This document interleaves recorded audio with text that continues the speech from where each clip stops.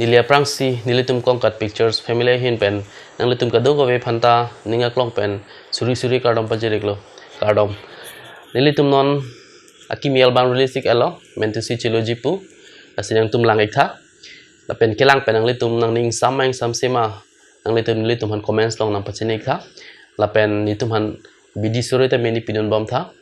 la pen son alam nang litum yung sila so channel subscribe kelang bote please subscribe tha channel amen la ke nili men amat romenteron la pen nang share pitha la pen tami dutulang ni tumako non ke bang jia chiklo buthot ni tumako album ki miruli suji la ke rani pu la si chonghong wi kha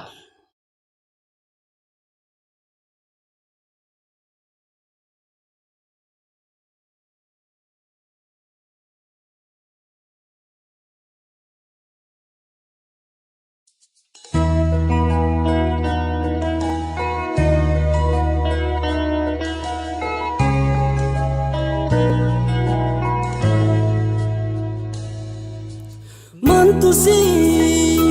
chilo chinang nei tuan o kang hom oi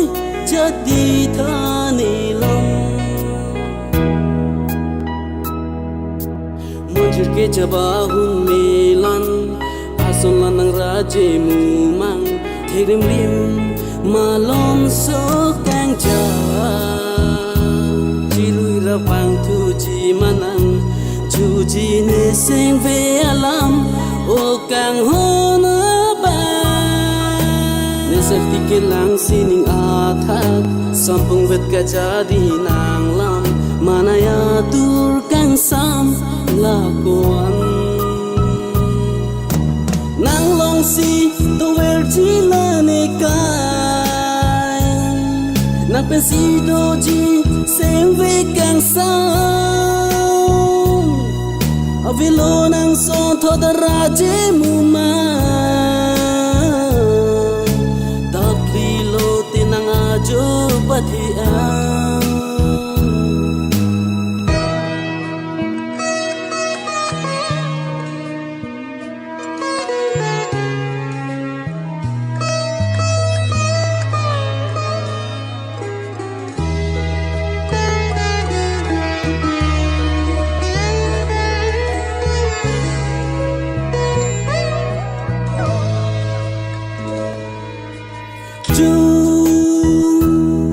Tong ching pen onan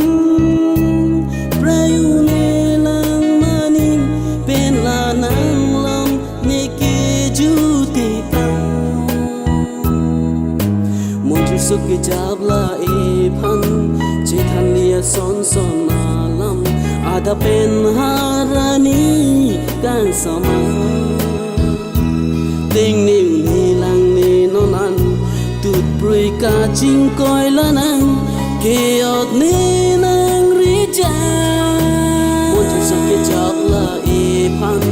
Che than lia son alam Ada pen ha rani kan sama Nang long si do ver chi la ne kai Na pen si do ji seng ve kan sam Avilo nang son toda raje muma Tapli lo tinang ajo patian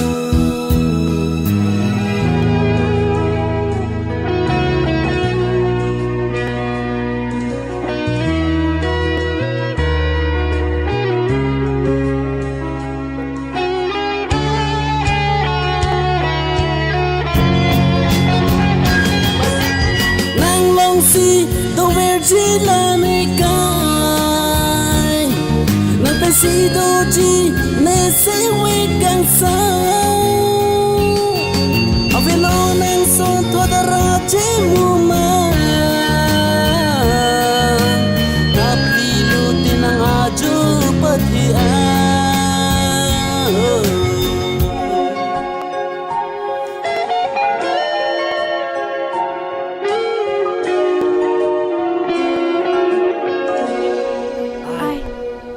Tolong punya tak I'm sorry. I love you